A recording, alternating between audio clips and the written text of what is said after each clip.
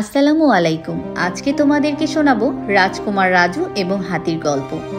সোনালী গম্বুজে ঘেরা এক রাজপ্রাসাদে রেশমি দোলনায় দুলছে ছোট্ট রাজপুত্র রাজু।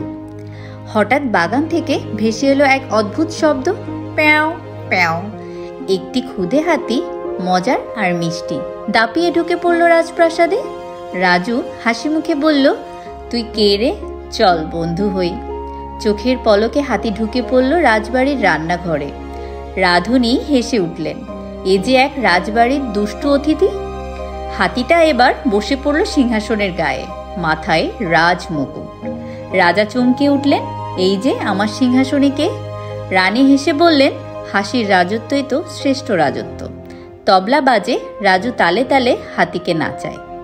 মহারাজের সবাই গর্জে ওঠে হাসির সুর, সবার মুখে খুশির জোয়ার।